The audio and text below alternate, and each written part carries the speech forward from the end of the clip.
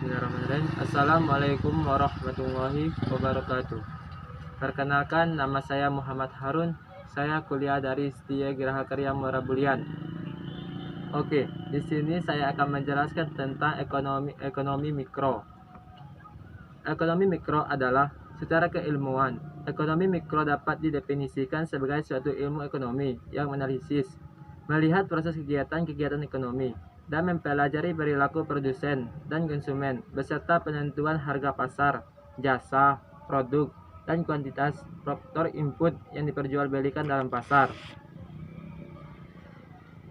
Terus saya akan menjelaskan, ini ada 5 jenis utility. Yang pertama, perubahan bentuk, yaitu bertambahnya nilai guna barang atau jasa karena dirubah bentuk.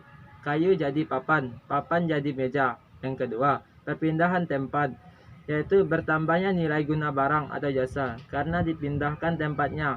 Kayu di hutan dipindah ke desa, pasir di pantai dipindahkan ke kota. Yang ketiga, ketepatan waktu pemakaian, yaitu bertambahnya nilai guna barang atau jasa karena tepat waktu penggunaannya.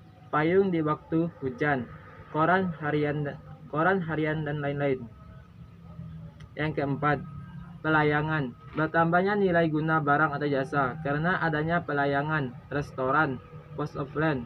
Yang kelima, kepemilikan, yaitu bertambahnya nilai guna barang atau jasa karena dimiliki rumah pribadi dibandingkan rumah kontrakan. Sistem perekonomian.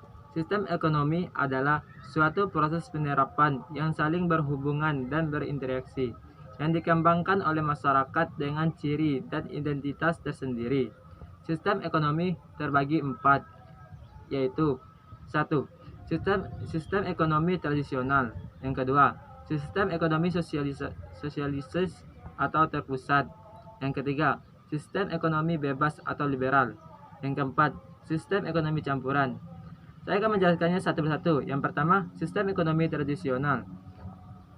Sistem ini memiliki tradisi aktivitas ekonomi yang dilakukan secara turun-temurun, dan masyarakatnya tetap menjaga nilai budaya setempat, sehingga kegiatan perekonomiannya masih bergotong royong dan kekeluargaan.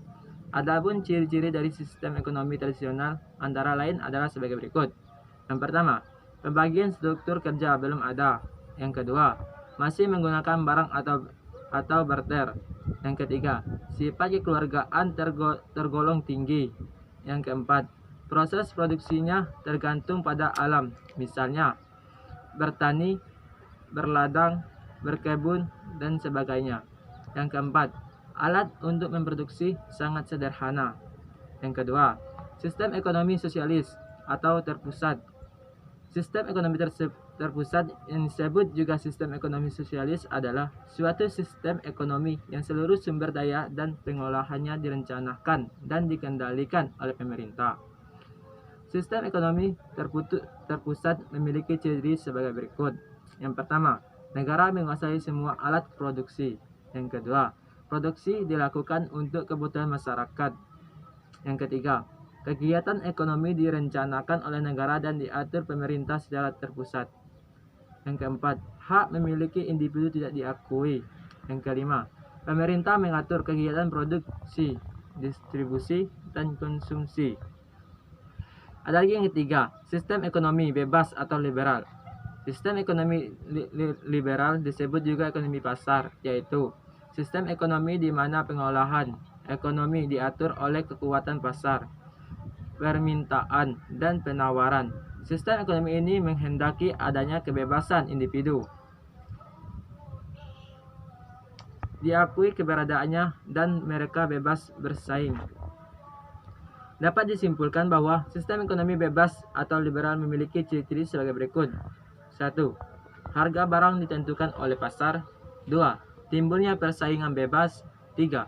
Adanya pengautan terhadap hak individu. 4. Setiap individu bebas mengejar keuntungan. Yang kelima, modal memegang peranan sangat penting.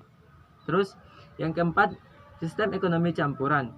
Sistem ekonomi campuran adalah sistem ekonomi yang berusaha mengurangi kelemahan-kelemahan yang ditimbul dalam sistem ekonomi terpusat dan sistem ekonomi pasar. Dalam sistem ekonomi campuran, pemerintah bekerja sama dengan pihak swasta dalam menjalankan kegiatan perekonomian.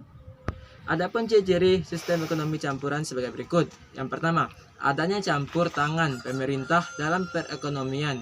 Yang kedua, adanya pihak swasta yang ikut berperan dalam kegiatan perekonomian. Sebatas inilah penjelasan saya. Mungkin ada kesalahan, ya maklumlah, kita sama-sama belajar. Dan juga ini yang dapat saya sampaikan, lebih kurangnya saya mohon maaf. Dan saya akhiri. Assalamualaikum warahmatullahi wabarakatuh. Sekian, terima kasih.